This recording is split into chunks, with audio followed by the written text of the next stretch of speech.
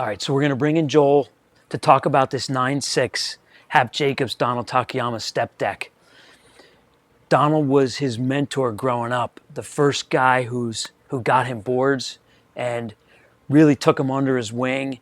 And as Joel said, he was his cash cow for Donald. So we're going to bring him in so we could get some information on this board and see what he feels about it and how it's attached to him. The ones that are rolled like that, like I actually think rolled bottoms kind of nose ride better and faster waves. Does it have anything to do with the step deck model? Well, the step maybe? is So meant so that the front half two of them? flexes while you're up there. So like Right. when you're on the nose and you sometimes you can feel it where the board will like bend, and then you can reset the line again, and that only happens on a step deck. On boards that are thick all the way through, the thing's so solid that when you're on it, it's either going to lift out or you're going to plane through.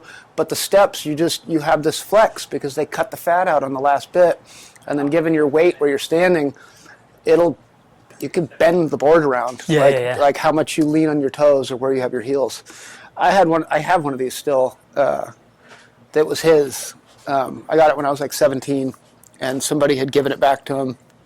I rode it so much, kind of dinged it a little bit. Like I kind of messed up and dinged it. And then at the time I was his cash cow. Like he made a lot of money off me. And I kind of said to him, like, I'm keeping it.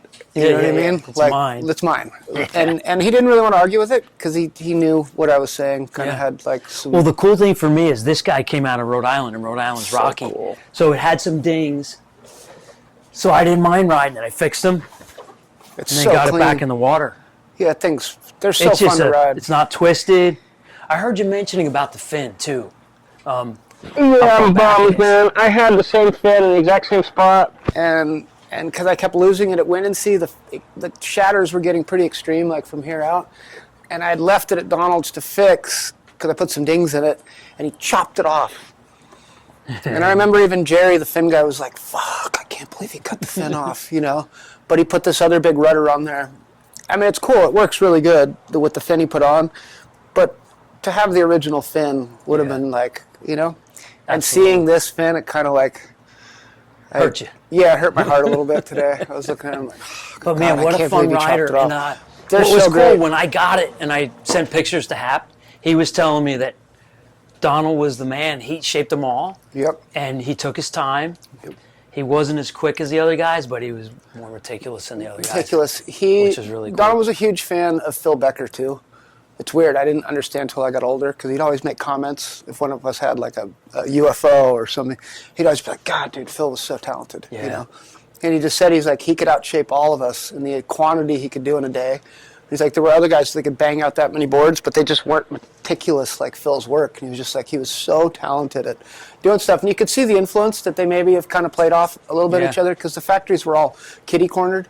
Like Bing was here, Rick was over here, these guys were over here, all within like a 1 mile radius. Right. And he just said, depending on who finished the workload of the day, they'd grab a case of beer and go to the other guy's spot and hang out and look at their shit. That's cool. Yeah, but when he left Bing, he kind of left in a tiff. He was kind of pissed because he had brought David there. And at that time, Donald's 3-stringer model was like the #1 selling board in the world. And his orders kind of dwindled as David's fame rose and the nose riding era came into play. So he ended up going from being like the guy to being a finish shaper for David. And it took one ill comment one day about that, and he just had a meltdown and bailed. And then he went to Dewey Weber's, and he helped make the Performer, that one right there with Harold Iggy, and it was kind of out of spite because Donald had all the formulas for nose riders at that time. I mean, he had Nueva, and David was the best nose rider in the world, so he worked with Harold Iggy to make that model, which was Dewey's best-selling board ever. Possibly the best-selling model ever. Right? Yeah, and then when he was done with that, he went over to Haps and was like, I'm going to get even for them making me a Ghost Shaper, and he banged out all these boards like this particular moment, and it was kind of like Hap's finest hour of building boards. Right before things went shorter, right? Yep, just before, like the end of 66 into 67, because by the end of 67, the shit was obsolete. Yeah. Gone. I just love the template of it. It was way ahead of its time, I thought. So if you ever take a NR2, which is his greatest selling board of all time, and you set this next to it, it's the exact same template. Is it? And if you look at the tail, it's kind of like all his boards have that tail template, that one right there. Yeah. And he, I watched him pull that template out. I can't tell you how many times. See what that says? Yeah. You know? Well, if you ever come back to Jacobs Jersey and written there's on the waves, stringer. you're welcome to ride it. No, I'd love to if there was surf. That thing's so sick. I haven't ridden one in a long time. But I know It's exactly always how going to they be work. in my quiver. Yeah, no. Under Next my time deck, I'm in but I town, didn't I'll say take you that. up on that offer. That thing's very cool. Yeah, no, that one's way cleaner than mine's. A little browner than that. But he was super foiled in all the stuff that he did, like his rails. Mine's way thinner because it was actually his Yeah. 910. Donald was tiny, dude. Yeah, he was a little guy. He was not very tall, so his attention to foil and stuff on his personals was way different. Yeah. He just could take chances making shit super thin. Where like for the masses, you couldn't foil him out like that. It was either like he was making it for a girl or for himself. Yeah. Well, it's the truth. No, I agree. Linda Benson rode his boards all the way through, kind of deal. She's got a pretty good little stash of Takayamas that like span through all the different labels that he worked for. Yeah. And he worked for everybody. I mean, he worked for Velzy, he worked for Dewey, he worked for Surfboards Hawaii. Like, it's pretty wild when you see his trail that he left behind. Yeah. Like, he went everywhere, Had his own label, went back to Surfboards Hawaii, started MTB, started SNI. Him and Ben were kind of responsible for starting CHP, which was California Hawaii Promotions. Okay. Who were the guys that funded Town and Country.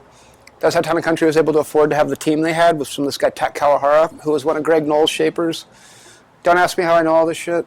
No, you suck it in. I learned it all. I took it all in. He kind of had his hands in a lot of stuff that people don't know about. I had always heard about the Surfing's New Image stuff. Yeah, but the CHP was, if you look at all of Dan Kealoha's stuff, there was always a CHP on his board, like this one sticker. And that was kind of started from Tak and Donald. They started, and Ben, when they were all working together with SNI, they started California Hawaii Promotions. And it was super successful in Japan. So that when TNC started out, they kind of came to him and were like, let us be your guy. We'll pay for the team boards. We'll do all this stuff. That's cool. But Donald had kind of a small hand in that too. Really cool. And that's why Dane and Bertelman and all those guys, when they would come to town, they would go to Donald's to get boards. Or they'd use the factory and have someone else come in and make their stuff. I met Bertelman through Donald when I was like 12, maybe. Damn. Pretty cool. When was your first pro longboard I think contest? for him, either just before I was 12 or right when I had turned 12, there used to be a Del Mar longboard contest that would come. It was kind of like one of the bigger ones at the time. There was the Oceanside, Del Mar. There was like a handful that would happen in San Clemente. This guy Bob Clark would put on. Dare we say they were 2+1 fins? It was weird at that time that he was the last one. That's funny. He did not get into making 2+1s until the end of the 80s. Gotcha. And it was on the request of his team. Like the guys that were riding his boards wanted him to, there was this new trend of like 2+1 longboards. So he kind of jumped into it late. And then he loved them once he got on them. Yeah. He was just like, whoa, these things turn really well. Yeah. But yeah, 88, I think, was the beginning of me riding for him. Because I'd gone up to him at the Del Mar thing. My dad was trying to get me to get his attention, sort of deal. I was like, you need to surf off to the side and see if these guys pay attention to you. Yeah. And I'd surfed all day that cool. day. And then in the evening, when the contest was over, my dad was like, all right, now's your chance, So I went over, and I was actually, I was riding a Takayama. They were expensive back then, man. They were always high priced. They were one of the first ones. And my dad would borrow this one from this guy, John Merck, who had a pile of them. The guy was like a wealthy engineer guy. And he loaned me this 8.6. So I kind of purposely rode it in hopes that Donald would see the board. And then when the contest was over and I got my moment, kind of like, like today when people are like waiting to come talk, like I got my moment and I stopped him and I said, hey, I really look up to you on your boards. Like my dad said I should talk to you. And he goes, not right now. He's like, call me this week. Because back then he was drinking. So he was kind of tanked by the end of the day. And he was just like, call me next week, little guy. Don't wait. Not right now. Yeah. And then I called him and he had me come up with my mom and he offered me 4 boards a year, which was huge. It was like every 3 months I got to trade a board in. I didn't get to keep them. Gotcha. But when you're 12, that's insane. What an opportunity. That's awesome. And then as I got better, the numbers increased. And then by the time I was 14, he made me my first pro model kind of deal because I did good at the Oceanside event. Still got That's that cool. one. I do not, because it got handed down to the other kids on the team when I was done. Yeah. It's funny, he would always call me, give my boards back, you know what I mean? And I never understood what it was over, but it was the bills were coming for the month on how many boards he'd given away to the team, you know, and his wife would be balancing the books and would just be like, dude, you're in the negative. Like, what the hell, you know? Because he wasn't making much money back then. And so he would call up and, I need the pork, bring that back in here. Yeah. So we would all trade our boards in. And then depending on how thrashed it was, because he had other team riders, he handed it down. Yeah. You know, it went to I think mine went to Corey Schumacher next, and then it went to Mitch Absher. He had it the third. You know what I mean? It was just, and it kind of was like that for a while. I'd get them first, and I would go to them. Yeah. You know, until. Juju on that circle. Yeah, I wish it was still around. Yeah. I have one of them from an early period that someone just gave back to me. I've seen a couple come through. Yeah, this guy. Usually pretty beat up. The second one he ever made me, this guy bought off of Donald and kept it forever. And the guy's 70-some years old now, doesn't surf anymore. And he reached out. He knew my mom from church and just messaged me. And I was like, holy shit, I remember that board. Like, because he used to ride it at George's, the spot in Cardiff. And I'd always be like, hey, dude, like, what are the odds you want to sell that? And he just, nope, no interest. And then he got old. And then all of a sudden he wanted to gift it back. So now I have it. But I'll keep my eyes open. yeah, Sure. they're rare though. Yeah. We didn't make a lot of boards then. By the end of the 90s, the momentum and all the work we had done kind of started to speed up, and then he went from making 200 boards a year to making 2,600. You know? Yeah. I mean, Bizak told me that. He was like, you realize before you showed up, the numbers were this. You know what I mean? And it was like, and then you guys got to this point where it was like, all of us were just like, holy shit, you guys are making. Yeah, 94 and up, I would say, was the beginning of when we cranked. Yeah. And then that lasted all the way until early 2000s kind of deal. I always loved the story that Hap would tell me that when he got back into shaping, he was thinking about it, and Donald one day showed up and he gave him back his planer. Oh, wow. And he gave him a coffee jar with the guts of the planer, and he's like, here, time to get back into it. Had to put it back together and do it, and that's what got him back into it. It's weird. It was Donald that did it, so that was pretty cool. I wasn't into skill planers until I got older, but I remember his stack that he had. Yeah. He had like a graveyard of them, and I never really understood it. He actually let me borrow it one time to shape a board, because I was doing kind of a bigger board, and I had the green Hitachi, and I was just putting hills and valleys. I sucked, you know, and he was watching. He'd always watch. He had these double doors in the second shaping room so that he could purposely make fun of you, because he would open the top one. Yeah. And then when you're working, he'd like walk by and go, oh, what are you doing? You know. Thank God you can surf well. Yeah, no, well, that shit like that, yeah. And then he'd like let you go for an hour or two, and he'd open the door, get out of my way, and he'd grab the thing, and he'd like watch real quick, and he'd take like 3 passes, and he'd go, all right, I'm done. He'd go out and have a cigarette, you know, like. But those things are insane. They're like Cadillacs for shaping. Yeah. If you've used a green Hitachi your whole life, and then someone gives you a skill, it's just like, whoa, the arm is so steady. But again, I didn't think to collect them then. I was too young to understand the value. They're big bucks, aren't they? Yeah. And hard to find. But he had a graveyard, like where stacks is of that them. now, you know? I don't know. I'm going to guess the kids all got it kind of deal. I know Michael Takayama got a couple of them. But it was like those guys were all into old cars and shit. The skill planers were kind of the same mechanics of like you had to retrigger them yourself, replug them, do all the... And he was a tinkerer, so he was into kind of like... And they all built them customized to their specs, you know? Yeah. Like I have one, and the Willis brothers recently were asking me, they're like, did you cut the arm? And I said, no, I didn't touch it. They're like, don't touch it. Whatever you do, don't fuck with the arm. Leave it alone. I was like, really? I thought you were supposed to chop it off. He's like, it's personal. But he was like, I'm just telling you from my perspective, don't chop it. Leave it the way it is, you know?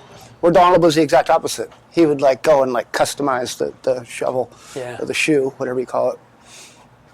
Very cool. Surfboard history is epic. Yeah. And I spent my whole life at auctions and like the thing you have, the board sale and swap and through Joe Roper and through Bird, I had they were like you. But they would loan me whatever I needed if I wanted a template or whatever. I could go to Bird and say, hey, I need this. And be like, all right, don't fuck this board up. He'd like give it to me. Don't ding it, whatever you do. You got 2 weeks with it. Or template it right now. I learned at a pretty young age how to do it. I still show people today. I just did it when we were in Florida. because some guys just don't know how to do it. It takes like 5 seconds. You just need 2 clamps. 2 clamps and a can of soup with a pencil tied to it. Because the soup can sits flush on the wood. Where if you use like a straight edge, it'll wiggle. I don't know if I should be giving this knowledge away. I saw the video. I saw you with the soup can doing it. Yeah, no, it's really steady that way. And when you pull it and as you're moving, you see the line connects with the other lines, where if you use a straight edge, it'll jig-jag, and then you still have to clean it up yourself. But the soup can one is you're holding the wood like it's clamped, and you hold it in front of you, and then you go, because the wood sags, you know. Sure. You can buy door skin kind of anywhere. You just get door skin, the Luan, like the 1/8 inch or 1/4 inch. Yeah. 1/4 inch is better because it lasts longer, but it's just harder to finish when you have to clean it up. But full templates are really valuable. Spin templates are bizarre because when you do a spin, half of the board's missing when you go to redraw it, right? Yeah. Unless you have all the numbers measured out. There's always this like gray area where you're like trying to guesstimate what's there. Sure. But when you have the full template, if you want to make it bigger, you just move it up. If you want to make it smaller, you just move it in. Do you understand what I'm saying? So there's like but you have the true numbers and the outlines are always there. A couple weeks, maybe a couple months ago, we were taking a template off of a fry at Birds, and Larry Mobule was using the room in the back, and he came out. He's like, "Oh, you chicken shits are stealing templates! It's like disrespectful!" And everyone there kind of like froze. Like, oh man, we got busted. And then he walked in to his room and he comes out with this template and he like throws it down. He's like, "I stole it too," you know. And all of us are like, "Okay, all right, we get it," you know. And he was like, and then he said, he goes, "You got to take a full template." He's like, "What if you want to make the board bigger? What if you want to make it smaller?" He's like, "You have to have the exact thing to be able to adjust." And so I'm always a big fan of like I was saying with fins, my template pile. I go down every couple of weeks and I go through it to see if Barrett or somebody was in the garage and took one. You know? Yeah. Because I know it's there. Do you know what I mean? Yeah, and I can flip through it and I know what's missing if it's not there. Because it's a pain in the ass to take the templates. So your eyes. Store them on edge? Yeah, they're on their side, like flat up against the wall. You can hang them from the wall too, but I don't have ceilings that high to hang 11-foot templates, 10-foot templates. That's cool.